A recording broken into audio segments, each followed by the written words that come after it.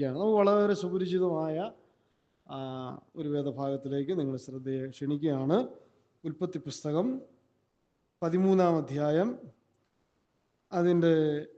ഉൽപ്പത്തി പുസ്തകം 6-ാം അധ്യായം, അതിൻ്റെ 13 മുതൽ 22 വരെയുള്ള വേദഭാഗങ്ങളാണ്.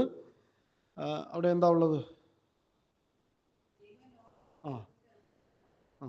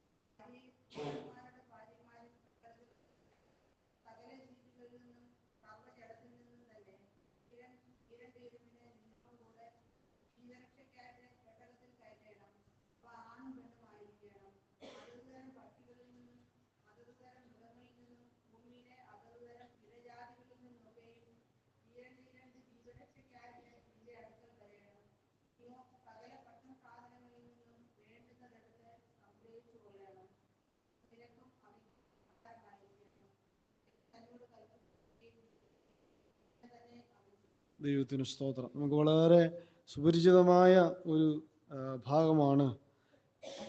കുഞ്ഞുങ്ങളെ വരെ സൺഡേ സ്കൂളിൽ പഠിപ്പിക്കുന്ന ഒരു പാഠമാണിത്. നോഹ പെട്ടകം പണിഞ്ഞ ആ ഒരു ചരിത്രം.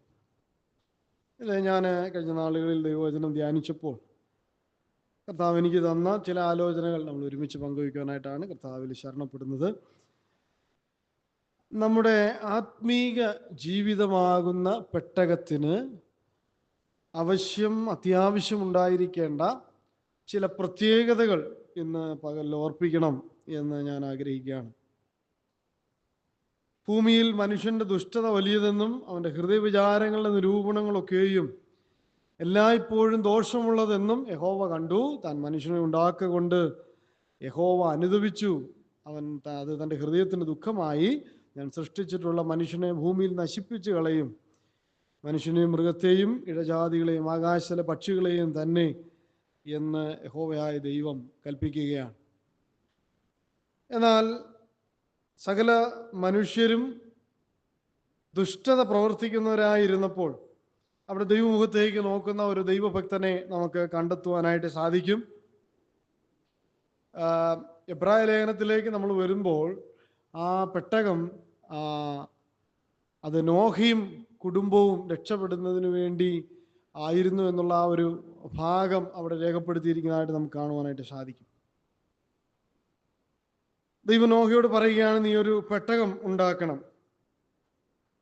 നമുക്ക് ആ പെട്ടകത്തിൻ്റെ പ്രത്യേകതകളാണ് ഞാൻ അല്പമായിട്ടൊന്ന് വിശദീകരിക്കാനായിട്ട് ആഗ്രഹിക്കുന്നത്. 14-ാം വാക്യം നമ്മൾ വായിക്കുകയാണ്, നീ ഗോഫർ മരം കൊണ്ട് ഒരു പെട്ടകം ഉണ്ടാക്കുക. അപ്പൊ ഒന്നാമത്തെ നമ്മുടെ പെട്ടകത്തിൻ്റെ ആത്മീയ ജീവിതമാകുന്ന പെട്ടകത്തിൻ്റെ ഒന്നാമത്തെ പ്രത്യേകത, ഈ പെട്ടകം ഗോഫർ മരം കൊണ്ട് ഉണ്ടാക്കിയതാണ്. ആശയം പറയാം. ദൈവവചനത്തിൽ എഴുതിയിരിക്കുന്ന എല്ലാ കാര്യങ്ങൾക്കും എന്തുണ്ട്? അതിൻ്റെതായ പ്രാധാന്യമുണ്ട്. ദൈവവചനം അവൻ്റെ വായല്ലോ വിളിച്ചു വരുത്തിയത്, കൂട്ടിച്ചേർത്തത്.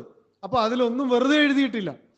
കുത്തും കോമയും പോലും ദൈവത്തിൻ്റെ ആത്മാവാണ് അതിനെ രേഖപ്പെടുത്തിയത്. അങ്ങനെയെങ്കിൽ ദൈവവചനത്തിൽ പറഞ്ഞിരിക്കുന്ന എല്ലാ കാര്യങ്ങൾക്കും അതിൻ്റെതായ പ്രത്യേകതകളുണ്ട്. നാം അറിയണമെന്ന് ദൈവം ആഗ്രഹിക്കുന്നത് നമ്മോട് അറിയിക്കുകയും നാം അറിയരുത് അല്ലെങ്കിൽ ഇപ്പോൾ അറിയണ്ട എന്ന് ആഗ്രഹിക്കുന്ന കാര്യത്തെ ദൈവം മറച്ചും വച്ചിരിക്കുന്നു എന്നുള്ളത് നമുക്ക് തിരുവചനം പഠിക്കുമ്പോൾ മനസ്സിലാക്കുവാനായിട്ട് സാധിക്കും. അങ്ങനെയെങ്കിൽ ഈ ഗോഫർ മരം യാദൃച്ഛിക എടുത്ത ഒരു മരമല്ല. അങ്ങനെയെങ്കിൽ ഗോഫർ മരത്തിന്റെ പ്രത്യേകത എന്താണ്? അതാണ് നമുക്ക് ചിന്തിക്കാനായിട്ടുള്ളത്. അറിയാമോ? നമ്മൾ ഇന്ററാക്ട് ചെയ്തിട്ടാണ് ഇന്ന് മെസ്സേജ് ചെയ്യുന്നത്. ഗോഫർ മരത്തിന്റെ പ്രത്യേകത അറിയാമോ? എവിടെയെങ്കിലും പഠിച്ചിട്ടുണ്ടോ? ആരെങ്കിലും പറഞ്ഞു കേട്ടിട്ടുണ്ടോ? ഗോഫർ മരത്തിന്റെ പ്രത്യേകത എന്ന് പറയുന്നത് അത് വളരെ ഈട് നിൽക്കുന്നതായ ഒരു തടിയാണ്. ഈ പെട്ടകം എവിടെ കിടക്കേണ്ടത്? വെള്ളത്തിൽ. ശരി, എത്ര നാൾ കിടക്കണം? എത്ര? കേട്ടില്ല, ഉറക്കെ പറ. പറഞ്ഞോ, തെറ്റായാലും സാരമില്ല, നമ്മളൊക്കെ ഇല്ലേ, ഞാൻ നിങ്ങളുടെ മക്കളുടെ പ്രായമേ ഉള്ളൂ, കുഴപ്പമില്ല, ധൈര്യമായിട്ട് പറഞ്ഞു. എത്ര? 150 ദിവസം. വേറെ? സാർ പറഞ്ഞു 1 വർഷം. നിങ്ങൾ ഇതിൽ എഴുതിയിരിക്കുന്ന ആ കാലക്കണക്കനുസരിച്ച് നമുക്കിത് കൂട്ടി നോക്കാനായിട്ട് പറ്റും. എൻ്റെ കണക്ക് കൂട്ടലിൽ ഏതാണ്ട് 1 വർഷവും 20 ദിവസത്തോളവും ഈ പെട്ടകം എവിടെ ഉണ്ടായിരുന്നു? വെള്ളത്തിലുണ്ടായിരുന്നു. അപ്പോ ദീർഘദൂരമായ ഒരു കാലയളവ് ഈ പെട്ടകം വെള്ളത്തിൽ കിടക്കണം.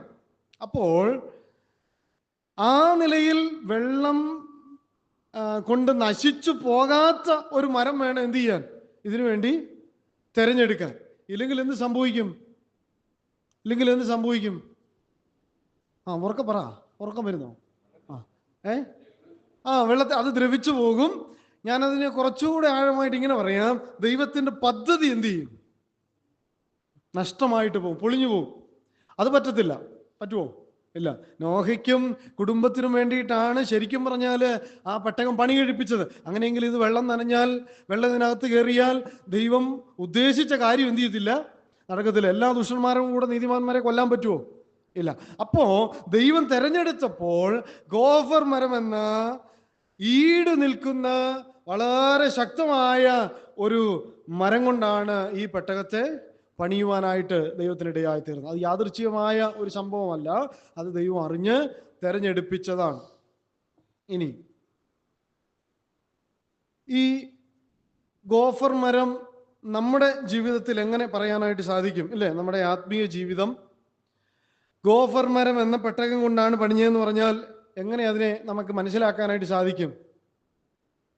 2 പേര് വീട് പണിഞ്ഞതായിട്ട് നമുക്ക് മത്തായിയുടെ സുവിശേഷത്തിൽ കാണാനായിട്ട് സാധിക്കുന്നുണ്ട്. ഒരുത്തൻ പണിഞ്ഞത് മണലിന്റെ മേളിൽ, വേറൊരുത്തൻ പണിഞ്ഞത് പാറമേൽ അടിസ്ഥാനമിട്ട് വീട് പണിഞ്ഞു. അപ്പൊ ലോകത്തിലെ മനുഷ്യനെല്ലാം മണലിന്മേൽ വീട് പണിയുമ്പോൾ ക്രിസ്തുവാകുന്ന പാറമേൽ അടിസ്ഥാനമുള്ളതായിട്ടാണ് നമ്മുടെ ആത്മീയ ജീവിതം പണിയപ്പെടേണ്ടത്. അങ്ങനെയെങ്കിൽ ഈ ഗോഫർ മരം ആരെ കാണിക്കുന്നത്? കർത്താവായ യേശുക്രിസ്തു. യേശുക്രിസ്തു എന്ന അനുഗ്രഹീതമായ ആ ഈട് നിൽക്കുന്ന, എന്ന് വെച്ചാൽ നാട്ടിലെത്തും വരെ നിലനിൽക്കുന്നതായ കർത്താവായ യേശുക്രിസ്തു എന്ന ഉറപ്പുള്ള അടിസ്ഥാനത്തിന്മേലാണ്, ഉറപ്പുള്ള പലകമേലാണ്, ഉറപ്പുള്ള മരത്തിന്മേലാണ് നമ്മുടെ ക്രിസ്തീയ ജീവിതം പണിയേണ്ടത്. അങ്ങനെ പണിഞ്ഞിരിക്കുന്നത് ഓർത്ത് നമുക്ക് ദൈവത്തെ സ്തുതിക്കാം. ദൈവത്തിന് സ്തോത്രം. അപ്പോൾ ഒന്നാമത് ഈ ക്രിസ്തീയ ജീവിതമാകുന്ന ഈ പെട്ടകത്തിന്റെ പ്രത്യേകത, ഇത് പണി കഴിപ്പിച്ചിരിക്കുന്നത് ക്രിസ്തു എന്ന ഉറപ്പുള്ള ആ മരത്തിന്മേലാണ് എന്നുള്ളത് നമുക്ക് കാണുവാനായിട്ട് സാധിക്കും. രണ്ടാമത്തെ കാര്യം, ഗോഫർ മരം കൊണ്ട് ഒരു പെട്ടകം ഉണ്ടാക്കുക. അടുത്ത എന്താ നമ്മൾ കാണുന്നത്? പെട്ടകത്തിന് അതാണ് രണ്ടാമത്തെ പ്രത്യേകത. നമ്മുടെ ക്രിസ്തീയ ജീവിതമാകുന്ന ഈ പെട്ടകത്തിന് ഉണ്ടായിരിക്കേണ്ട രണ്ടാമത്തെ പ്രത്യേകത, ഒന്നത് ഗോഫർ മരം കൊണ്ട് വേണം പണിയാൻ. ഇനി ക്രിസ്തു എന്ന അടിസ്ഥാനത്തിന്മേൽ വേണം അത് പണിയാൻ, എങ്കിൽ അത് നിലനിൽക്കുകയുള്ളൂ. ഇനി രണ്ടാമത്തെ പ്രത്യേകത, അതിനെന്തുണ്ട്? അറകളുണ്ട്. ഈ അറ എന്തിനെയായിരിക്കും കാണിക്കുന്നത്? അറ എന്തായാലും ആശയങ്ങൾ വരുന്നെങ്കിൽ പറഞ്ഞോ. അറ എന്തിനെയായിരിക്കും കാണിക്കുന്നത്? പറഞ്ഞോ, പറ. ആഹാര സാധനം സൂക്ഷിക്കാൻ. ഓക്കെ. വേറെ? പറഞ്ഞോ, ധൈര്യമായിട്ട് പറഞ്ഞോ, നോ പ്രോബ്ലം. നമുക്ക് സമയത്ത് നിർത്തണം, ഇതിപ്പോഴൊന്നും തീരുകയല്ല, അതാ പ്രശ്നം. Very good. അറ സെപ്പറേഷനെയാണ് കാണിക്കുന്നത്. അറ ഒരു സെപ്പറേഷനെ കാണിക്കുകയാണ്. നമ്മുടെ വീട്ടിൽ എന്തിനാ നമ്മൾ റൂം തിരിക്കുന്നത്? നമുക്ക് പ്രൈവസി വേണം, അല്ലേ? ഓരോരുത്തർക്കും ഓരോ റൂമുണ്ട്. അപ്പോൾ അറ നമ്മുടെ ക്രിസ്തീയ ജീവിതമാകുന്ന ഈ പെട്ടകത്തിന് അത്യാവശ്യമായി ഉണ്ടായിരിക്കേണ്ട ഒരു കാര്യമാണ് അറ. ഇനി നിങ്ങൾ ചോദ്യമൊന്നും ചോദിക്കല്ല്, അതൊക്കെ ഉണ്ടോയെന്നും ചോദിക്കല്ല്. ഞാനൊരു കാര്യം പറയാൻ പോവാ. ഫോർ എക്സാമ്പിൾ, നമ്മുടെ പെട്ടകത്തിനകത്ത് ഒരു ആന ഉണ്ടായിരുന്നു. ഉണ്ടോന്ന് ചോദിക്കില്ല, ബാക്കിയൊന്നും പറഞ്ഞ എൻ്റെ കയ്യിലില്ല. ഓക്കെ, ഇനി ആ പെട്ടകത്തിനകത്ത് ഫോർ എക്സാമ്പിൾ ഒരു കോഴി ഉണ്ടായിരുന്നു. അപ്പോൾ ഒരു ആനയും ഉണ്ടായിരുന്നു, ഒരു കോഴി ഉണ്ടായിരുന്നു. ഇവരെ രണ്ടുപേരെയും കൂടെ ഇച്ചിരി നേരം ഒരു സ്ഥലത്ത് ഇട്ട് കഴിഞ്ഞാൽ കുറച്ച് കഴിയുമ്പോൾ ആന ചെറുതായിട്ട് കാലെടുത്തെന്ന് വെച്ച് കഴിഞ്ഞാൽ തീർന്നു. അപ്പോൾ കോഴിയുടെ പരിപാടി തീർന്നു. അല്ലെങ്കിൽ ആന ഇച്ചിരി നേരം ഒന്ന് റെസ്റ്റ് എടുക്കാമെന്ന് വിചാരിച്ച് ഒന്ന് ചരിഞ്ഞാൽ അതിൻ്റെ അടിയിലായി പോയ കോഴിയുടെ പദ്ധതി തീർന്നു. അപ്പോൾ പദ്ധതി പൊളിയാനായിട്ട് പറ്റത്തില്ല. അപ്പോൾ അറ വേണം. ഇനി ഉണ്ടാവുന്നൊന്ന് ചോദിക്കല്, അതിലൊരു പുലി ഉണ്ടായിരുന്നിരിക്കട്ടെ, അതിലൊരു മാനും ഉണ്ടായിരുന്നിരിക്കട്ടെ, രണ്ടുപേർക്കും രണ്ട് സ്വഭാവം അല്ലേ? ഒന്ന് കടിച്ചു കീറുന്നതും ഒന്നൊരു പാവം പിടിച്ചതുമാണ്. ഇതിനെ രണ്ടുപേരെയും കൂടെ ഇച്ചിരി നേരം ഒരുമിച്ചിട്ട് കഴിഞ്ഞാൽ ചിലപ്പോൾ തിരിച്ചു വരുമ്പോൾ ആരും കാണത്തില്ല, ഒരാള് കാണത്തില്ല. അപ്പോ ഞാൻ പറഞ്ഞതിന്റെ ആശയം, നമ്മുടെ ക്രിസ്തീയ ജീവിതമാകുന്ന ഈ കപ്പലിന് സെപ്പറേഷൻ വേണം, അര വേണം. ലോകത്തിൽ അനേക മനുഷ്യരോട് സഹകരിച്ചാണ് നമ്മൾ ജീവിക്കുന്നില്ല. കടിച്ചു പറിക്കുന്നതുണ്ട്, പിന്നെ വഴക്ക് കൂടുന്നതുണ്ട്, പലവിധ സ്വഭാവമുള്ള ആളുകളോടുകൂടെയാണ് നമ്മൾ ഈ ലോകത്തില് വിശ്വാസ ജീവിതം നയിക്കുന്നത്. അപ്പോൾ നിർത്തേണ്ടതിനെയെല്ലാം നിർത്തേണ്ട സ്ഥാനത്ത് നിർത്തിയില്ല എന്നുണ്ടെങ്കിൽ അത് നമ്മുടെ ക്രിസ്തീയ ജീവിതത്തെ സാരമായി ബാധിക്കുവാനായിട്ട് ഇടയായി തീരും. അപ്പോൾ നിശ്ചയമായും നമ്മുടെ ആ ക്രിസ്തീയ ജീവിതമാകുന്ന പെട്ടകത്തിനുണ്ടായിരിക്കേണ്ട ഒരു പ്രത്യേകതയാണ്, അതിന് അറ വേണം, അല്ലേ? നമ്മൾ ലോകത്തിൽ നിന്ന് തെരഞ്ഞെടുത്ത് എവിടെ വെച്ചിരിക്കുന്നേ? അതാണ് പ്രത്യേകത. ആത്മീയമായി നമ്മൾ സ്വർഗത്തിൽ ദൈവം നമ്മളെ ഇരുത്തിയിരിക്കുകയാണ്. പക്ഷെ ലോകത്തിൽ നിന്ന് തെരഞ്ഞെടുത്തിട്ട് നമ്മളെ ഈ ലോകത്തിൽ തന്നെ ദൈവം വെച്ചേക്കുക. എന്തിനാ? ലോകത്തിലെ മനുഷ്യരോട് ഇടപഴകി സഹകരിച്ചു വേണം ജീവിക്കാൻ. അപ്പം വിശുദ്ധന്മാരോട് കൂടമേ ഞാൻ മിണ്ടു എന്ന് പറഞ്ഞാൽ നമുക്ക് ജീവിക്കാൻ പറ്റുമോ? ഇല്ല. അപ്പൊ ലോകത്തിലെ എല്ലാ ആളുകളോടും നമ്മൾ സഹകരിക്കേണ്ടതായിട്ട് വരും. പക്ഷേ അതിനെയെല്ലാം നിർത്തേണ്ട സ്ഥാനത്ത് നമ്മൾ നിർത്തിയില്ല എന്നുണ്ടെങ്കിൽ, ഒരു അറ കൽപ്പിച്ചു കൊടുത്തില്ല എന്നുണ്ടെങ്കിൽ, ഒരു സെപ്പറേഷൻ ഇല്ല എന്നുണ്ടെങ്കിൽ, ഫോർ എക്സാമ്പിൾ അവിടെ കാള ഉണ്ടെന്നിരിക്കട്ടെ, കാളയം കിടന്ന് അല്ലേ മുക്കറ ഇടുക നമ്മൾ വായിച്ചിട്ടുണ്ട് അല്ലേ? കാള മുക്കറ ഇടുകയാണ്. അതിൻ്റെ ഇടയ്ക്ക് ഈ നോഹ അവിടെ പ്രാർത്ഥിച്ചതായിട്ട് നമുക്ക് കാണാൻ പറ്റുന്നു. ഇത് കേട്ടോണ്ട് പ്രാർത്ഥിക്കാൻ പറ്റുമോ? വലിയ പാടായിരിക്കും അല്ലേ? അപ്പൊ ലോകത്തിലെ അനേക വിഷയങ്ങളിൽ നമ്മൾ സഹകരിക്കുന്നു എന്ന് വരികിലും ഇല്ലേ, മത്തായിയുടെ സുവിശേഷത്തിൽ പറയാം, നിങ്ങൾ അറയിൽ കടന്ന് വാതിലടച്ച് സ്തോത്ര ദൈവത്തോട് പ്രാർത്ഥിക്കണം. അപ്പോൾ ലോകത്തിലെ ബഹളങ്ങളുടെ ഇടയിൽ കിടന്നാൽ എനിക്ക് വേണ്ടും വണ്ണം ദൈവമുഖത്തേക്ക് നോക്കുവാനായിട്ട് സാധിക്കുകയില്ല. അപ്പോൾ ക്രിസ്തീയ ജീവിതത്തിൽ നാം നിശ്ചയമായിട്ടും അറ ഉണ്ടായിരിക്കേണ്ടത് ആവശ്യമാണ്. ലോകത്തിലെ മനുഷ്യരൊക്കെ നിൽക്കേണ്ട സ്ഥലത്ത് നിർത്തണം. അതുകൊണ്ട് 1-ാം സങ്കീർത്തനത്തിൽ സങ്കീർത്തനക്കാരൻ പറയാണ്, ദുഷ്ടന്മാരുടെ ആലോചന പ്രകാരം നടക്കാതെ, പാപികളുടെ വഴിയിൽ നിൽക്കാതെ, പരിഹാസികളുടെ ഇരിപ്പിടത്തിൽ ഇരിക്കാതെ. ചിലപ്പോൾ നടന്നൊക്കെ പോവാം അല്ലേ? നടന്നൊക്കെ പോവാം, ലോകത്തിലാണ് ജീവിക്കുന്നത്. പക്ഷെ അവിടെ ഇരിക്കാനായിട്ട് പാടില്ല. അത് നമ്മുടെ സ്ഥലമല്ലെന്നേ. അവിടെ ഇരുന്നാൽ എൻ്റെ വിശ്വാസ ജീവിതം നഷ്ടപ്പെട്ടു പോകും. അവിടെ ഇരുന്നാൽ എൻ്റെ ഭക്തി നഷ്ടപ്പെട്ടു പോകും. എന്നെ കാണാൻ പാടില്ലാത്ത ഒരിടത്ത് എന്നെ കാണുവാനായിട്ട് പാടില്ല. ഞാൻ അവിടെ ഇരുന്നാൽ എൻ്റെ ആത്മീയ ജീവിതത്തിന് വളരെ തകരാറുണ്ടാകുവാനായിട്ട് ഇടയായിത്തീരും. അതുകൊണ്ട് അറയുണ്ടാക്കിയിട്ട് ആ അറയിൽ കടന്ന് വാതിലടച്ച് ദൈവത്തോട് പ്രാർത്ഥിക്കണം. ദൈവത്തിന് സ്തോത്രം. അപ്പൊ രണ്ടാമത് നമ്മുടെ പെട്ടകത്തിനുണ്ടായിരിക്കേണ്ട, സമയം ഓടി ഓടി പോവുക അല്ലേ, അറയുണ്ടായിരിക്കണം. ഇനി അടുത്തത് വായിച്ചോ, അകത്തും പുറത്തും കീല് തേക്കണം. അപ്പൊ മൂന്നാമത്തെ നമ്മുടെ വിശ്വാസ ജീവിത പടകിന്റെ അല്ലെങ്കിൽ പെട്ടകത്തിന് ഉണ്ടായിരിക്കേണ്ട മൂന്നാമത്തെ പ്രത്യേകത, ഇതിനെന്ത് ചെയ്യണം? കീല്. എന്തിനാ കീല് കേൾക്കുന്നേ? എന്തിനാ കീല് കേൾക്കുന്നേ? ഈ കീല് എവിടാണ്ട് ആരാണ്ട് തേച്ചതങ്ങാണ് ഓർമ്മ വരുന്നുണ്ടോ? Very good. നിങ്ങളൊക്കെ ദൈവവചനം പഠിക്കുന്നവരാണ്. മോശയുടെ എന്താ പറയുന്നേ? ഞാങ്ങണപ്പെട്ടകം ഉണ്ടാക്കിയപ്പോൾ മോശയുടെ അമ്മ എന്ത് ചെയ്തു? ആ പെട്ടകത്തിന് കീല് തേക്കുവാനായിട്ട് ഇടയായിട്ട് തീർന്നു. എന്തിനാ കീല് തേച്ചത്? വെള്ളം കയറാതിരിക്കാൻ. കുറച്ചുകൂടെ ഞാൻ ആദ്യം പറഞ്ഞ ആശയം പറയാം. ഈ ശരിക്കും മോശയെ രക്ഷിക്കുക എന്നുള്ളതാണ് അമ്മയുടെ ലക്ഷ്യം. അപ്പം ഇതിനകത്ത് വെള്ളം കയറിയാൽ, ഞാൻ ആദ്യം പറഞ്ഞ ആശയം, പ്ലാൻ എന്ത് ചെയ്യും? പൊളിയും. പദ്ധതി നഷ്ടപ്പെട്ടു പോകുവാനിടയായി തീരും. അതുകൊണ്ട് ഈ ഞാങ്ങണപ്പെട്ടകത്തിൽ ഒരു കാരണവശാലും വെള്ളം പ്രവേശിക്കുവാനായിട്ട് പാടില്ല. അതുകൊണ്ട് അവൾ എന്ത് ചെയ്തു? അതിന് കീല് തേക്കുവാനിടയായി തീർന്നു. ആശയം മനസ്സിലായി എന്ന് ഞാൻ വിചാരിക്കുകയാണ്. ലോകമാകുന്ന വെള്ളം ആത്മീക ജീവിതമാകുന്ന പെട്ടകത്തിലേക്ക് പ്രവേശിക്കാതെ ഇരിപ്പാൻ നമ്മുടെ ആത്മീക ജീവിതമാകുന്ന പെട്ടകത്തിന് നമ്മൾ കീല് എന്ത് ചെയ്യണം? തേക്കണം. ദൈവത്തിന് സ്തോത്രം. ഈ വെള്ളത്തിന് കയറാൻ ആന കയറുന്ന സ്ഥലം വല്ലതും വേണോ? വേണ്ട. തിരികെ സ്ഥലം കൊടുത്തില്ലേ? നമ്മൾ ഒരു ചൊല്ലുണ്ട്, ഒട്ടകത്തിന് സ്ഥലം കൊടുത്താൽ കുറച്ച് എന്ത് ചെയ്യും? അവൻ മൊത്തം കയറിയിട്ട് നമ്മളെടുത്ത് വെളിക്കളയും. പ്രിയപ്പെട്ടവരെ, ലോകത്തിലുള്ള മനുഷ്യരോട് സഹകരിച്ച് ജീവിക്കുമ്പോൾ വിശ്വാസ ജീവിതത്തിന് കീല് തേക്കാതെ ഇരുന്നാൽ, ലോകത്തോട് കോംപ്രമൈസ് കാണിച്ച്, പാപത്തോട് കോംപ്രമൈസ് കാണിച്ച് നമ്മൾ ജീവിച്ചാൽ എന്ത് സംഭവിക്കും? ആദ്യമൊക്കെ വിചാരിക്കും സാരമില്ലെന്ന്. ആദ്യമാണെങ്കിൽ ഇത് ഒരു തുണി എടുത്ത് അവിടെ ഇട്ട് കഴിഞ്ഞാൽ ഇച്ചിരി കയറിയ വെള്ളം എന്ത് ചെയ്യും? അതിനൊരു പരിഹാരം ഉണ്ടാക്കാം. കുറച്ചുകൂടെ കയറിയാൽ ഒരു കപ്പെടുത്ത് നമുക്ക് എന്ത് ചെയ്യാം? ഒന്ന് കോരിയൊക്കെ പുറത്തോട്ട്. കുറച്ചുകൂടെ അനുവദിച്ചാൽ ഒരു ബക്കറ്റിൽ നമുക്ക് കുറച്ചുകൂടെ കയറിയാൽ നമുക്ക് അതിലും വലിയ എന്തെങ്കിലും സാധനം എടുക്കാം. അങ്ങനെ ലോകത്തോട് കോംപ്രമൈസ് കാണിച്ച് വെള്ളം മൊത്തം ഇതിനകത്ത് കയറിയാൽ പിന്നെ ഒന്നും ചെയ്യാനായിട്ട് സാധിക്കുകയില്ല. അതുകൊണ്ടാണ് നമ്മൾ വായിക്കുന്ന, പിശാചിന് ഇടം കൊടുക്കരുത്, അവൻ ആരെ വിഴുങ്ങേണ്ടു എന്ന് തിരഞ്ഞ് അലറുന്ന സിംഹമെന്ന പോലെ അവൻ ചുറ്റി നടക്കുകയാണ്. എന്നെ എങ്ങനെ വീഴിക്കാമെന്നാണ് അവൻ ആലോചിച്ചു കൊണ്ടിരിക്കുന്നത്. അപ്പോൾ അവന്റെ കെണിയിൽ വീഴാതെ ഇരിക്കുവാൻ എന്റെ വിശ്വാസ ജീവിതത്തിന് നാം കീല് തേക്കണം. ഒരു രാജകൊട്ടാരം അല്ലെങ്കിൽ രാജ്യത്തിന്റെ ആ രാജ്യത്തിന്റെ ഏരിയയിലെല്ലാം എന്ത് ചെയ്യും? അതിന്റെ ആ ബൗണ്ടറി ലൈൻസിലെല്ലാം രാജാവിന്റെ പടയാളികൾ എന്ത് ചെയ്യും?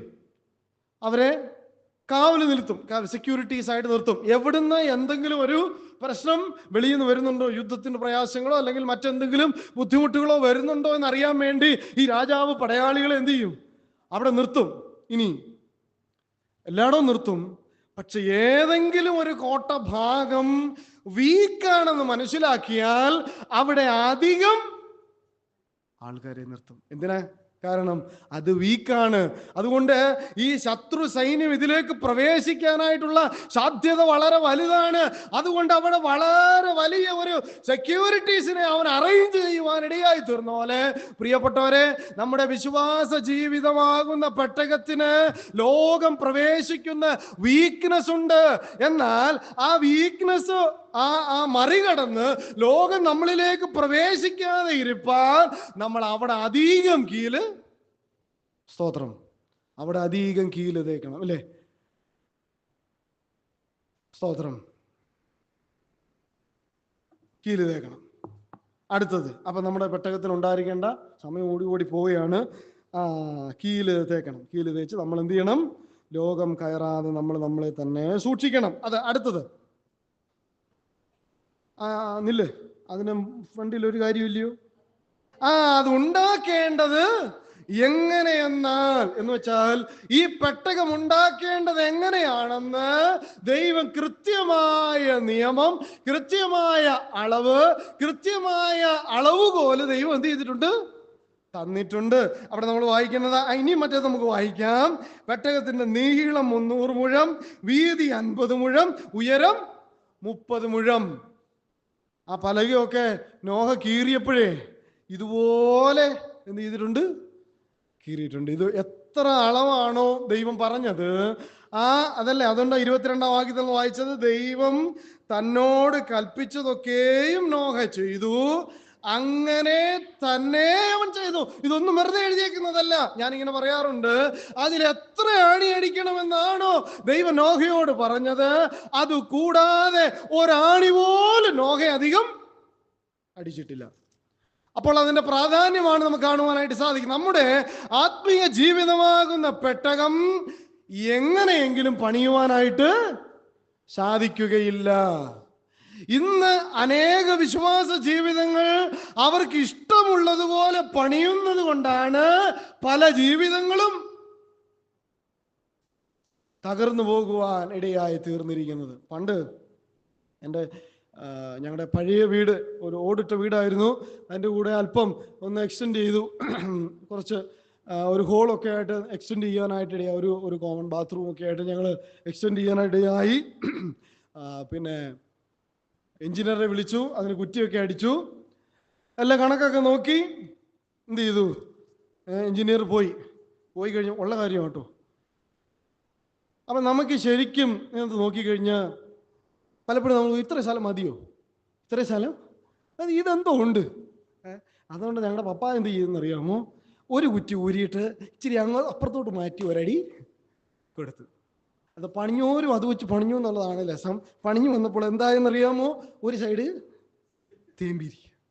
പിന്നെ അത് സിമെന്റൊക്കെ വാരി തേച്ച് ഇച്ചിരി ബുദ്ധിമുട്ടി അത് ലെവലാക്കി കൊണ്ടുവരാനായിട്ട്. ഞാൻ പറഞ്ഞതിന്റെ ആശയം, നമുക്കിഷ്ടമുള്ളതുപോലെ ജീവിച്ചിട്ട് ആത്മീയ ജീവിതം ശരിയാക്കുവാനായിട്ട് നമുക്ക് സാധിക്കില്ല. ഇതിന് അളവുകോല് തന്നിട്ടുണ്ട്. ഏതാ നമ്മുടെ അളവുകോല്? ദൈവത്തിന്റെ വചനമാണ്. ദൈവത്തിന്റെ വചനത്തിൽ ഒരു ദൈവഭക്തൻ ഏത് പ്രകാരമാണ് ഈ ഭൂമി, അല്ലെ, basic instruction before living the earth, അങ്ങനെയാണ് ബൈബിളിന്റെ ഒരു ഡെഫിനിഷൻ അല്ലെങ്കിൽ ഒരു ഫുൾ ഫോം നമുക്ക് കാണുവാനായിട്ട് സാധിക്കും. എന്ന് വെച്ചാൽ ഈ ഭൂമിയിൽ എങ്ങനെയാണ് നമ്മൾ ജീവിക്കേണ്ടതെന്ന് ദൈവം രേഖപ്പെടുത്തി തന്നിരിക്കുന്ന ദൈവത്തിന്റെ അളവുകോലാണ് ദൈവത്തിന്റെ വചനം എന്ന് പറയുന്നത്. നമ്മൾ പലപ്പോഴും ഈ ചെയ്തതുപോലെ നമുക്ക് ഇഷ്ടമുള്ള വാക്യം ഇവിടെ നൂരിയേച്ച് അപ്പുറത്ത് കൊണ്ട് അടിക്കും. ഇപ്പം ദൈവം നമ്മുടെ പദ്ധതിക്കകത്ത് ആയി. ശ്രദ്ധിക്കണേ, അല്ലേ? നമ്മുടെ കുഞ്ഞുങ്ങളൊക്കെ പോയിട്ടേ നല്ല കണ്ടുപിടിച്ചോണ്ട് വരും. എന്നിട്ട് അവരുടെ ഇൻവിറ്റേഷൻ കാർഡ് അടിക്കും. ബാക്കിയൊക്കെ വേദപുസ്തകത്തിൽ നിന്നാ. എന്നാ എഴുതുന്നേ? വല്ല പിടുത്തമുണ്ടോ? 118 സങ്കീർത്തനത്തിലെ വാക്യമാ ഇത് യഹോവയാൽ സംഭവിച്ചു നമ്മുടെ ദൃഷ്ടിയിൽ. ഞാൻ പറയുന്നത് അങ്ങനെയല്ല പറയേണ്ടത്. ഇത് മനുഷ്യനാൽ സംഭവിച്ചു ദൈവത്തിന്റെ ദൃഷ്ടിയിൽ ആശ്ചര്യം. ഇത് ദൈവം നോക്കിയത് എന്നെ പരിപാടി കാണുന്നത് എന്റെ പേരിലാണ് ഈ പറയുന്നത്, എന്റെ പേരിലത് നടത്തുന്നത്, എന്റെ പേരിലാണ് ഈ കാര്യങ്ങളൊക്കെ ചെയ്യുന്നത്. നമുക്ക് ഇഷ്ടമുള്ളതുപോലെ ജീവിച്ചിട്ട് ദൈവത്തെ നമ്മുടെ വളയത്തിനകത്ത് വരുത്താനായിട്ടാണ് ലോകത്തിലെ മനുഷ്യൻ ശ്രമിച്ചുകൊണ്ടിരിക്കുന്നത്. നമുക്ക് ഇഷ്ടമുള്ളതുപോലെ ഇത് പണിയാനായിട്ട് അനുവാദമില്ല. അങ്ങനെ പണിഞ്ഞാൽ ഞാൻ നേരത്തെ പറഞ്ഞതുപോലെ ഏങ്കോണിച്ച് ഇരിക്കും. ഇന്ന് പല കുടുംബജീവിതങ്ങളും വികലമായിരിക്കുന്നത്, വികൃതമായിരിക്കുന്നത്, തെറ്റായ ഫോമിൽ ഇരിക്കുന്നതും ഡിവോഴ്സ് ചെയ്യുന്നതിനും ഒക്കെ കാരണം എന്താ? ഇത് പണിയേണ്ടതുപോലെ അല്ല ഇത് പണിഞ്ഞിരിക്കുന്നത്. പിന്നെ ആ വിഷയത്തിൽ ഞാൻ ഇങ്ങനെ പറയാറുണ്ട്, യൂട്ടേൺ അടിക്കാൻ പറ്റത്തില്ല. സൂക്ഷിച്ചോണേ. ദൈവവചനം ഇന്ന് ഇപ്പൊ നടക്കുന്ന സംഭവമൊക്കെ അതാ. നിങ്ങൾക്ക് എത്ര പേർക്ക് അറിയണമെന്ന് അറിഞ്ഞൂടാ. ചിലർ പറയുന്നു സ്വർണം ഇടണമെന്ന്, ചിലർ പറയുന്നു സ്വർണം ഇടണ്ടെന്ന്. അങ്ങനെ നമുക്ക് ഇഷ്ടമുള്ള രീതിയിൽ ഈ വാക്യം അവിടെ ഇവിടെയൊക്കെ ഊരി ഓരോരുത്തർ അവർക്ക് സ്ഥാപിക്കാനുള്ളതുപോലെ അടിച്ചുകൊണ്ടിരിക്കുക. അങ്ങനെ പല കാര്യങ്ങളും ചെയ്യാം. ഞാൻ പറഞ്ഞു വന്നത്, നമുക്ക് ഇഷ്ടമുള്ളതുപോലെ വ്യാഖ്യാനിച്ച് നമ്മുടെ വളയത്തിനകത്ത് ദൈവത്തെ വരുത്തുവാനായിട്ട് നമ്മൾ ആഗ്രഹിച്ചാൽ ജീവിതങ്ങൾ വച്ച മലയാളത്തിൽ പറഞ്ഞ കോഞ്ഞാട്ട. ശൗൽ എങ്ങനെ ഈ സമയമില്ലല്ലേ ശൗൽ എങ്ങനെ ഈ രാജസ്ഥാനത്ത് വന്നത്? വല്ല പിടുത്തമുണ്ടോ? ശൗൽ ആദ്യത്തെ രാജാവായിരുന്നു. എങ്ങനെ വന്നെന്നറിയാമോ? പറ. യഹോവ അവർക്ക് രാജാവായിരിക്കാനായിട്ട് ആഗ്രഹിക്കുക. അപ്പൊ അവര് ലോകത്തിലോട്ട് നോക്കേണ്ട എല്ലാ ജാതികൾക്കും എന്തുണ്ട്? രാജാവുണ്ട്. നമുക്ക് മാത്രം എന്താ രാജാവില്ലാത്ത? അതുകൊണ്ട് നീ ഞങ്ങൾക്കൊരു രാജാവിനെ തരണം. ദൈവത്തിന് വിഷമമായി. ചെന്ന് പറഞ്ഞു, അല്ലേ, ഞാൻ അവർക്ക് രാജാവായിരിക്കുന്നതിനെ കാട്ടി അവർക്കൊരു രാജാവിനെ ആവശ്യമാണെങ്കിൽ ഞാൻ എന്ത് ചെയ്യാം? കൊടുക്കാം.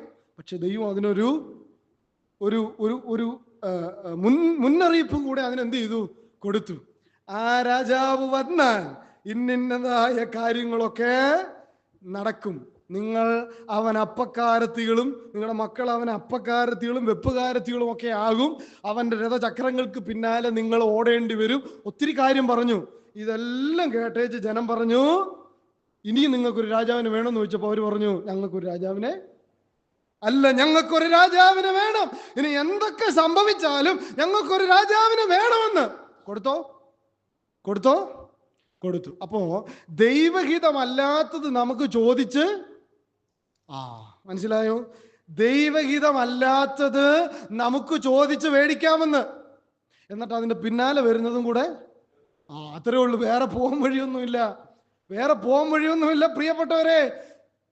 ഞാൻ പറയട്ടെ, ദൈവത്തിന്റെ വചനപ്രകാരമല്ല ഈ പെട്ടകം പണിയുന്നതെങ്കിൽ പിന്നെ വരുന്നതും കൂടെ സഹിക്കാൻ മനസ്സോടെ വേണം. അവിടെ ഉണ്ട് കേട്ടോ, സഭയിലും ഉണ്ട്. ഞാൻ കണ്ട് കേട്ടേച്ച അനുഭവമാണ് പറയുന്നത്. എനിക്ക് നിങ്ങളെ പറ്റി ആരെ പറ്റി ഒന്നും അറിഞ്ഞൂടാ. അനുഭവിച്ചുകൊണ്ടിരിക്കുക. പോട്ടെ, ഈ പെട്ടകത്തിന് എന്ത് വേണം? അതുണ്ടാക്കേണ്ട നിയമമുണ്ട്, റൂളുണ്ട്, അതിന് കൽപ്പന ദൈവം തന്നിട്ടുണ്ട്, അതിന് അളവുകോലുണ്ട്. അത് പ്രമാണിച്ച് വേണം പെട്ടകം പണിയുവാനായിട്ട്. ദൈവത്തിന് സ്തോത്രം. അടുത്തത് എത്ര പ്രത്യേകതയായി? 4 അല്ലയോ? ഇനി അടുത്തത് 16-ാം വാക്യം. അടുത്തത് പെട്ടകത്തിനുണ്ടായിരിക്കേണ്ട അടുത്ത പ്രത്യേകത, പെട്ടകത്തിന് കിളിവാതില്. കിളിവാതിൽ എന്ന് കേൾക്കുമ്പോൾ ആരെങ്കിലും ഓർമ്മ വരുന്നുണ്ടോ? ഉറക്കെ പറ. ദാവീദിനെക്കാട്ടി കുറച്ചുകൂടെ അടുത്ത് നിൽക്കുന്ന ഒരാളുണ്ട്. ദാനിയേല്. യെരൂശലേമിന് നേരെ തുറന്നിട്ടിരിക്കുന്ന ആ കിളിവാതിങ്കിലേക്ക് നോക്കി ദൈവത്തോട് സ്തോത്രം പ്രാർത്ഥിക്കുന്നു. രേഖ എഴുതിയിരിക്കുന്ന അറിഞ്ഞ ആ സമയത്ത് ദാനിയേല് പോയി എന്ത് ചെയ്തു? മുട്ടുകുത്തി നിന്ന് ഈ രാജാവിനോട്, ദൈവത്തോട് പ്രാർത്ഥിക്കുവാനായിട്ട് ഇടയായി. അപ്പൊ കിളിവാതിൽ എന്തിനാ കാണിക്കുന്നത്? പ്രാർത്ഥനാ ജീവിതത്തെയാണ് കാണിക്കുന്നത്. പ്രാർത്ഥനാ ജീവിതം. അപ്പം നമ്മുടെ വിശ്വാസ ജീവിതമാകുന്ന പെട്ടകത്തിന് അത്യാവശ്യം ഉണ്ടായിരിക്കേണ്ട ഒരു ക്രമീകരണമാണ്. അതിന് കിളിവാതിൽ ഉണ്ടായിരിക്കണം. ദൈവത്തോട് സംസാരിക്കുന്ന ഒരു അനുഭവം ഉണ്ടായിരിക്കണം. ആ കിളിവാതിൽ വഴിയാണ് എന്ത് ചെയ്തത്? കാക്കയും പിന്നെ എന്ത് ചെയ്തത്? പ്രാവിനെയോ കുറുപ്രാവിനെയോ ഒക്കെ പറഞ്ഞു വിട്ടത്. അത് ഒരു വില കൊണ്ടുവന്നപ്പോൾ മനസ്സിലായി വെള്ളം കുറഞ്ഞു എന്ന് വെച്ചാൽ അത് കമ്മ്യൂണിക്കേഷൻ ആയിരുന്നു, ദൈവത്തോടുള്ള ആലോചനയായിരുന്നു. ഇറങ്ങട്ടോ, എന്താ അവസ്ഥ എന്ന് ചോദിക്കുകയാണ്. പ്രിയപ്പെട്ടവരെ, നമ്മുടെ വിശ്വാസ ജീവിതമാകുന്ന പെട്ടകത്തിന് കിളിവാതിലുണ്ടായിരിക്കണം. ഇനി ആ കിളിവാതില് ദാനിയേല് രേഖ എഴുതിയിരിക്കുന്നു എന്ന് അറിഞ്ഞിട്ട് ചെന്ന് താൻ ചെയ്യും പ്രകാരം ചെയ്തു വന്നതുപോലെ പോയി കിളിവാതിൽ തുറന്ന് മുട്ടുകുത്തി. കിളിവാതിൽ തുറന്നോ? തുറന്നോ എന്നുള്ള വാക്യം കാണിക്കെങ്കിൽ ഞാൻ ഇന്ന് രാജിവെക്കും. കിളിവാതില് യെരൂശലേമിന് നേരെ എന്ത് ചെയ്തിരിക്കുക? തുറന്നിട്ടിരിക്കുകയാണെന്ന്. മനസ്സിലായോ? എന്ന് വെച്ചാൽ എനിക്ക് ആവശ്യമുള്ളപ്പം മുട്ടി വിളിക്കാൻ പോകുകയല്ല, സദാ ദൈവത്തോടൊരു ബന്ധം ആ ദാനിയേലിന്റെ ജീവിതത്തിൽ ഉണ്ടായിരുന്നു. ഇന്ന് പലരുടെയും വിശ്വാസ ജീവിതത്തിൽ ഈ കിളിവാതില് അടഞ്ഞു കിടക്കുക. ഇനി എന്തേലും ആവശ്യം വരുമ്പോ ഓടിച്ചെന്നേച്ച് ഇത് ഒത്തിരി നാൾ ഇത് തുറക്കാതിരുന്ന ഒരു പ്രശ്നമുണ്ട്. എന്നാ പ്രശ്നം അറിയാമോ? ഈ തണുപ്പൊക്കെ ആകുമ്പോഴത്തേന് ഇത് എന്ത് ചെയ്യും? വികസിക്കും അല്ലേ? പിന്നെ ഇത് തുറക്കണമെങ്കിൽ ചുമ്മാ നോക്കിയാലോ ഇട്ടിട്ട് ഇടി കൊടുക്കണം. പ്രിയപ്പെട്ടവരെ, ഇന്ന് പല വിശ്വാസ ജീവിതങ്ങൾക്കും ഈ കിളിവാതിൽ അടച്ചിട്ടിരിക്കുക. തുറന്നിട്ട് വർഷങ്ങളായി, തുറന്നിട്ട് നാളുകളായി. നമുക്ക് ആവശ്യം വരുമ്പോൾ ചെന്ന് ചോദിക്കാനുള്ള ഇടമല്ല ദൈവസന്നിധി എന്ന് പറയുന്നത്. ദൈവമായിട്ട് നിരന്തരം നാം ആ ബന്ധം എന്ത് ചെയ്യണം? കീപ്പ് ചെയ്യണം. പ്രാർത്ഥന എന്ന് പറയുന്നത് നമ്മുടെ ആവശ്യങ്ങൾ ദൈവത്തോട് അറിയിക്കുന്നതായ അനുഗ്രഹീതമായ കാര്യമാണ്. നോഹയ്ക്ക് ആവശ്യമുള്ളത് അവൻ ചോദിച്ചു, ദൈവം അവിടെ കമ്മ്യൂണിക്കേറ്റ് ചെയ്തു. അതിന് പ്രകാരം ആ യാത്ര മുന്നോട്ട് പോകുവാൻ ഇടയായിട്ട് തീർന്നു. നമ്മുടെ വിശ്വാസ ജീവിതത്തിന് ഉണ്ടായിരിക്കേണ്ട അടുത്ത പ്രത്യേകത, ഒരു പ്രാർത്ഥനാ ജീവിതം എന്ന കിളിവാതിൽ നമുക്ക് ഉണ്ടായിരിക്കണം. ഇനി മേലിൽ നിന്ന് 1 മുഴം താഴെ അതിനെ വെക്കണം.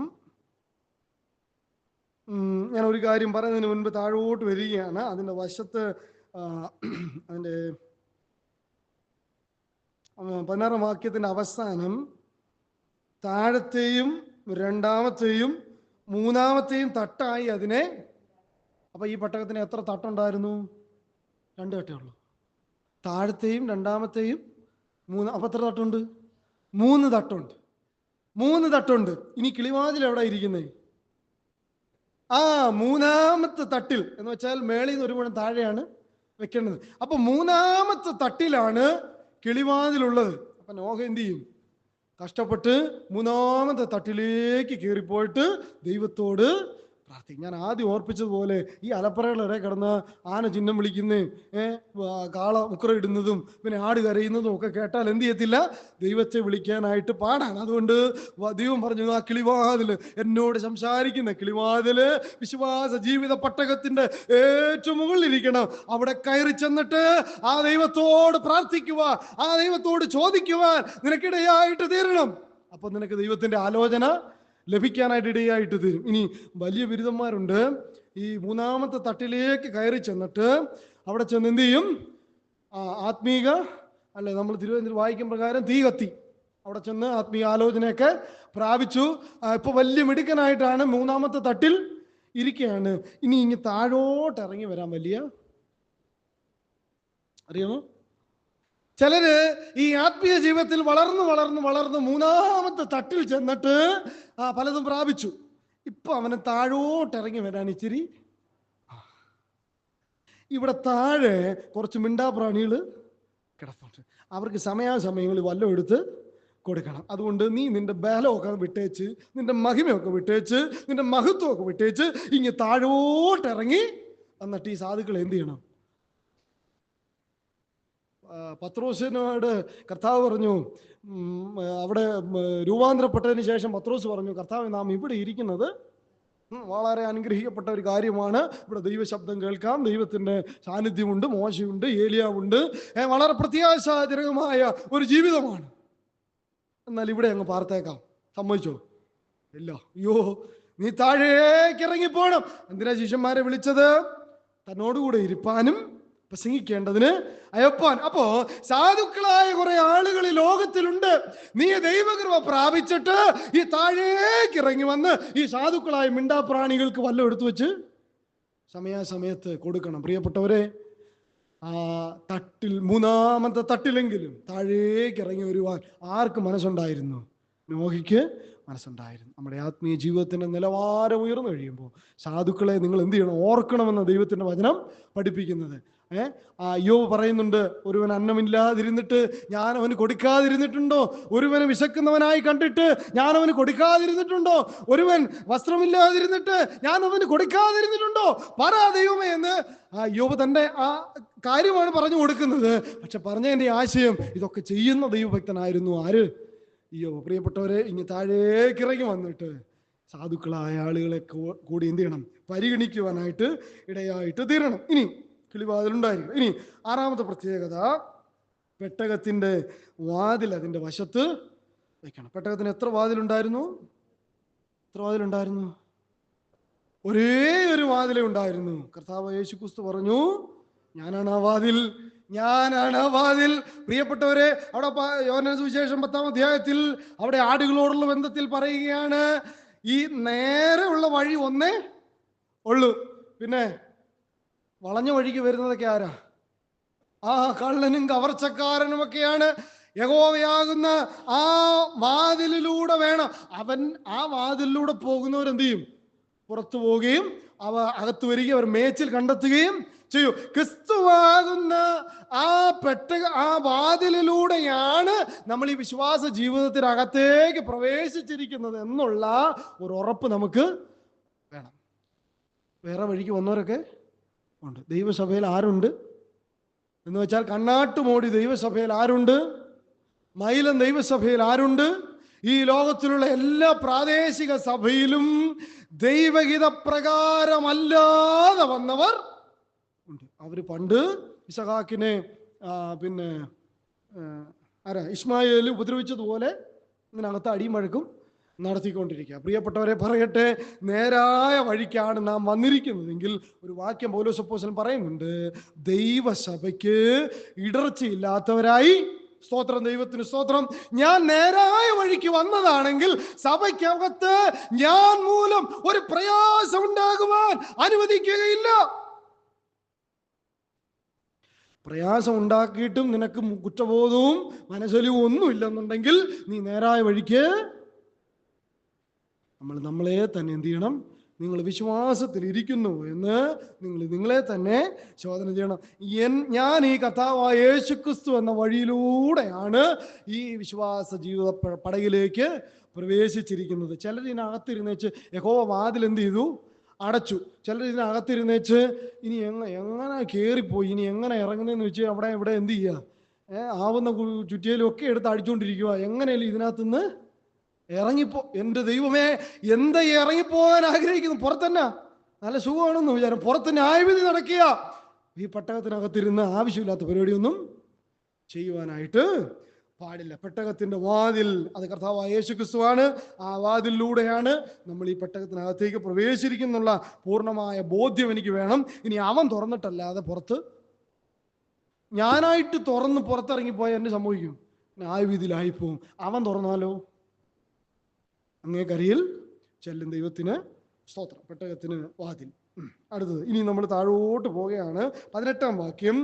നീയും നിന്റെ പുത്രന്മാരും ഭാര്യമാരും പുത്രന്മാരുടെ ഭാര്യമാരും പെട്ടകത്തിൽ കടക്കണം. അപ്പം 7-ാമത്തെ പ്രത്യേകത, ഇവിടെ നമ്മൾ മലയാളത്തിൽ വായിച്ചു കഴിഞ്ഞാൽ പെട്ടകത്തിൽ കടക്കണമെന്ന് എഴുതിയേക്കുന്നത്. പെട്ടകത്തിൽ go and enter into the ark എന്നല്ല ഇംഗ്ലീഷിൽ എഴുതിയിരിക്കുന്നത്. നിങ്ങൾ ഇംഗ്ലീഷ് പുസ്തകം നോക്കിയാൽ come into the ark, come into the ark. വല്ലതും പിടി കിട്ടിയോ? ഞാൻ ഈ സഹോദരൻ വീട്ടിൽ ചെല്ലുകയാണ്, ഞാൻ ആ ഹോളിൽ ഇരിക്കുകയാണ്. ഞാൻ സഹോദരി പറയുകയാണ്, സഹോദരി ഇന്ന റൂമിലേക്കൊന്ന് കടക്കാം അല്ലെങ്കിൽ കയറാൻ പറഞ്ഞു. ഈ പറയുന്ന ആൾ എവിടെ ഇരിക്കുക? പുറത്ത്. പക്ഷേ വരിക എന്നാണ് പറയുന്നതെങ്കിൽ ഈ വിളിക്കുന്ന പാർട്ടി എവിടെ ഇരിക്കുക? സ്തോത്രം. വല്ല മനസ്സിലായോ? എന്ന് വെച്ചാൽ ദൈവത്തോടു കൂടെ സാന്നിധ്യം അനുഭവിച്ച് സാമീപ്യം അനുഭവിച്ച് ക്രിസ്തുവുള്ള പടകിൽ യാത്ര ചെയ്യാനാണ് നിന്നോട് പറഞ്ഞിരിക്കുന്നത്. എന്ന് വെച്ചാൽ നമ്മൾ ഈ പെട്ടകത്തിലേക്ക് കടക്കുന്നതിന് മുൻപ് ആര് ഈ പെട്ടകത്തിൽ കയറി? ദൈവം ഈ പെട്ടകത്തിൽ കയറി. അതാണ് അതിന്റെ ആശയം. അപ്പൊ ക്രിസ്തുവിനോട് കൂടെയുള്ള ഒരു സഹോദരീയ ബന്ധം, അത് യോഹന്നാൻ പുസ്തകത്തിൽ വായിക്കുന്നത് ഭക്തന്മാർക്ക് യഹോവയുടെ സഹിത്വം ഉണ്ടാകും. അപ്പൊ സഹിത്വം ഉണ്ടാകണമെങ്കിൽ കർത്താവ് അകത്ത് കയറാൻ പറഞ്ഞിട്ട് പുറത്ത് നിൽക്കുകയല്ല. പിന്നെ കർത്താവാദ്യം അകത്ത് കയറിയിട്ട് നമ്മളോട് പറഞ്ഞു, നിങ്ങൾ ഈ പെട്ടകത്തിലേക്ക് കയറിക്കൊള്ളുവീൻ. ഈ പെട്ടകത്തിനകത്ത് കയറുമ്പോൾ ഇവിടെ ആരുണ്ട്? സ്തോത്രം. ഇവിടെ ആരുണ്ട്? എനിക്ക് കണ്ണുനീര് തന്നിട്ട് കരയുന്ന ദൈവത്തെ അല്ല.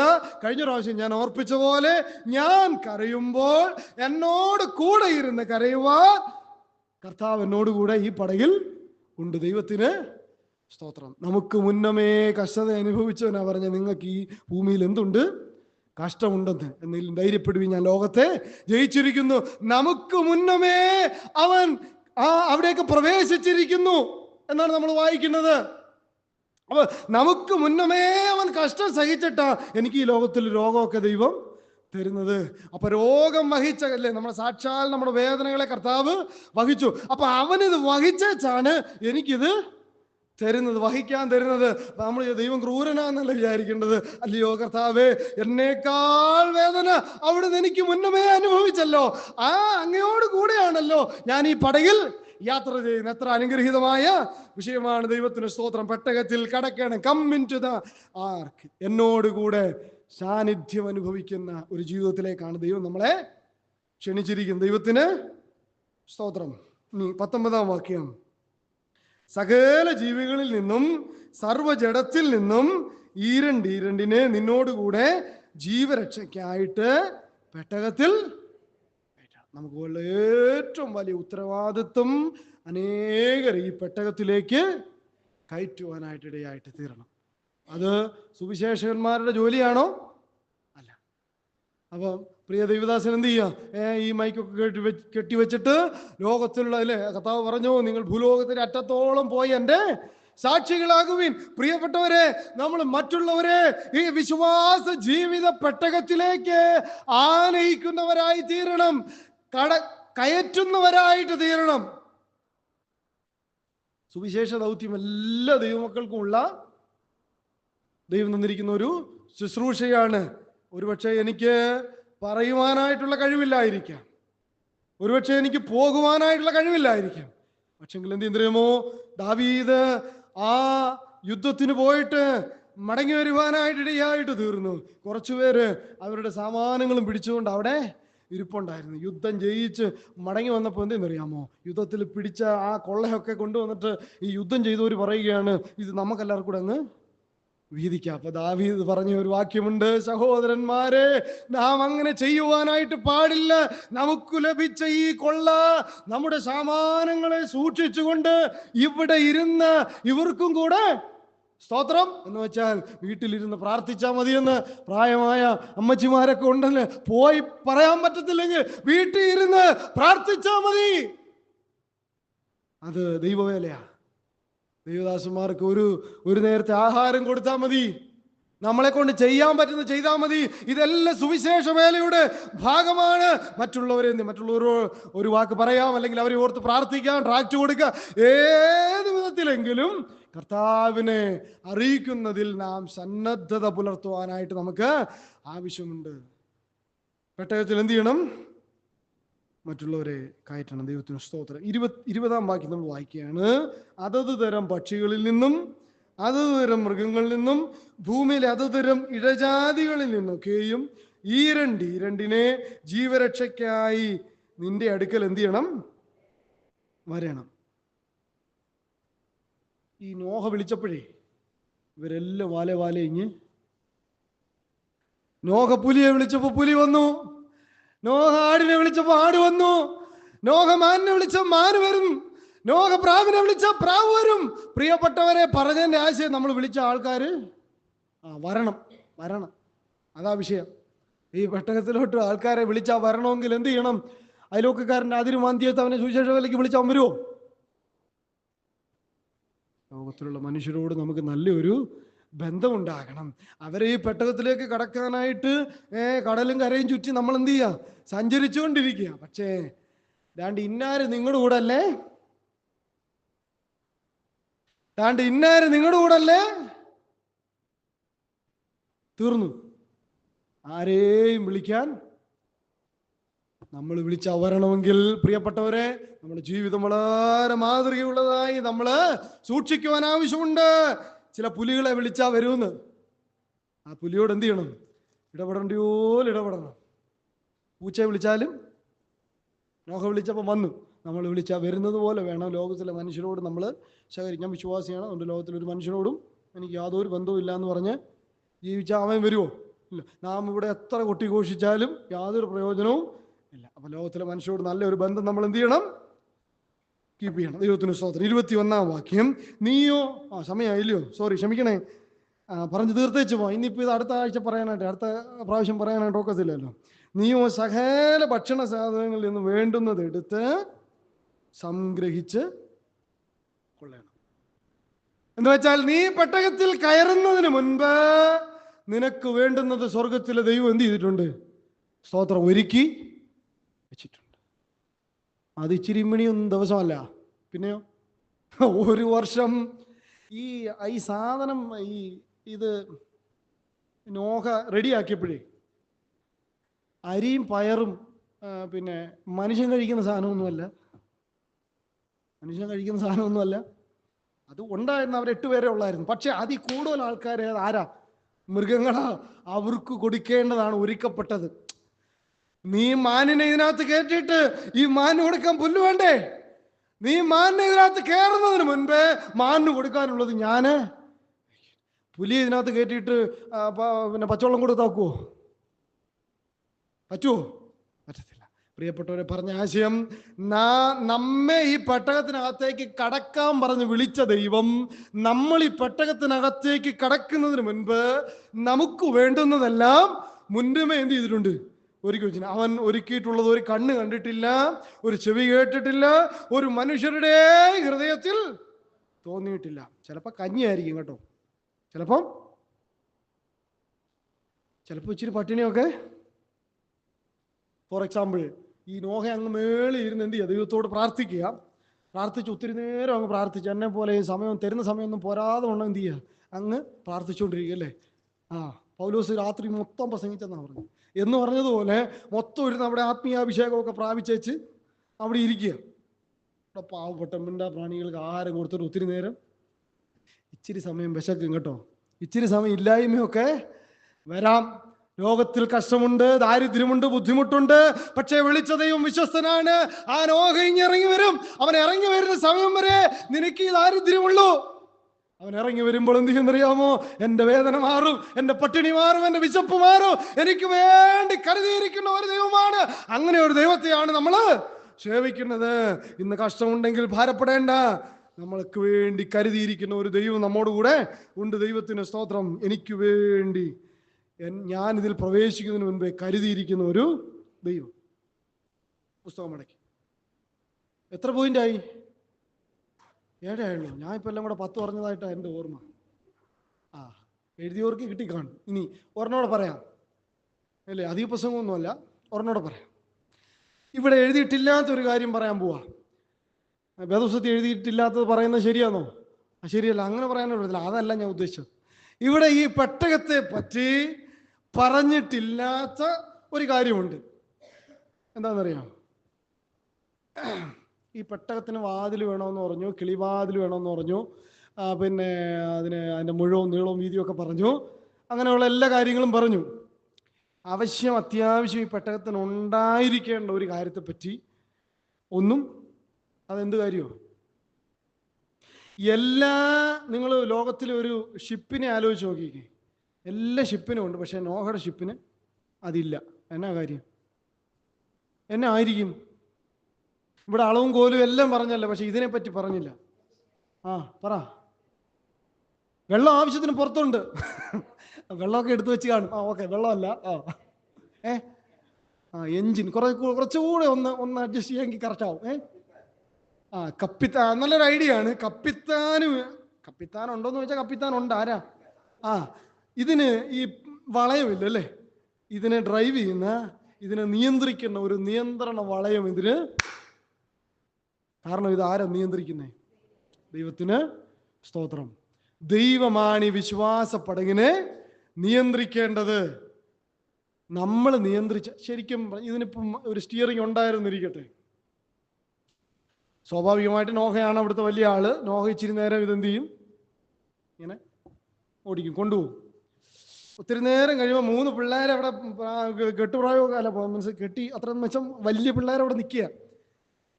ഒത്തിരി നേരം കഴിയുമ്പോൾ പറയൂല്ലേ, അപ്പൊ ഒത്തിരി നേരമായിട്ട് അപ്പനങ്ങ് ഓടിക്കുക. അപ്പൊ ഇങ്ങോട്ട് മാറിയിട്ട് ഇനി ഞാൻ കുറച്ചു നേരം അവർ മാറ്റിയും തിരിച്ചും ഓടിച്ചിരുന്നെങ്കിൽ.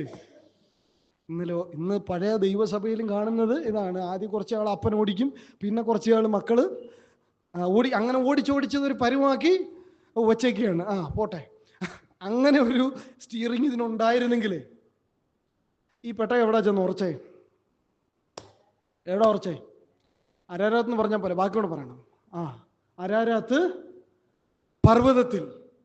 ഇതിന് സ്റ്റിയറിംഗ് ഉണ്ടായിരുന്നെങ്കിൽ ഇത് പർവ്വതത്തിൽ ഉറയ്ക്കുമോ, താഴ്വാരത്ത്? ഞാൻ വെള്ളം കുറയുന്നതിനനുസരിച്ച് എന്ത് ചെയ്യും? ഇതിങ്ങനെ താഴ്വാരത്തേക്ക് ഇങ്ങനെ ഓടിച്ചു. എനിക്ക് ഇഷ്ടമുള്ള പോലെ ഞാനിത് അവസാനം ഇത് ചെല്ലാൻ പാടില്ലാത്ത കുഴിയിൽ ചെന്ന് ഇതിൻ്റെ നിയന്ത്രിത കർത്താവ്, the God is in control. നമ്മുടെ വിശ്വാസ ജീവിതത്തിന്റെ നിയന്ത്രണം വഹിക്കുന്നത് ആരായിരിക്കണം? ദൈവമായിരിക്കും. അത് അവന് കൊടുത്തേക്കണം. അത് നമ്മുടെ പരിപാടിയല്ല. അവൻ നിയന്ത്രിക്കുന്നിടത്തേക്ക് പോകുക എന്നുള്ളതാണ് നമ്മുടെ ലക്ഷ്യം. അവൻ പറയാത്ത സ്ഥലത്ത് പോകാൻ പാടില്ല. അവൻ നിയന്ത്രിക്കുന്ന വഴിയെ നമുക്ക് യാത്ര ചെയ്യടയാ തീരട്ടെ. അവൻ നിയന്ത്രിച്ചാൽ ഇത് ചെല്ലേണ്ട അരാരാത്ത് പർവ്വതത്തിൽ ചെല്ലുവാനിടയായി തീരും. അന്ന് ആ വാതിൽ തുറക്കുമ്പോൾ എത്തേണ്ട ശാന്ത തുറമുഖത്ത് നമ്മൾ എത്തും. ദൈവത്തിന് സ്തോത്രം. എവിടേക്കാണോ ഈ കപ്പൽ നിയന്ത്രിക്കപ്പെടുന്നത്, എവിടേക്കാണോ ഈ പെട്ടകം പോകുവാൻ ദൈവം ലക്ഷ്യസ്ഥാനമാക്കിയിരിക്കുന്നത്, ആ ലക്ഷ്യസ്ഥാനത്ത് ഈ പെട്ടകം ചെന്ന് നിൽക്കണമെങ്കിൽ, അന്ന് ദൈവത്തെ സ്തുതിക്കണമെങ്കിൽ, ഇതിന്റെ നിയന്ത്രിത കർത്താവ് യഹോവയായ ദൈവം ജീവനുള്ള ദൈവമായിരിക്കണം.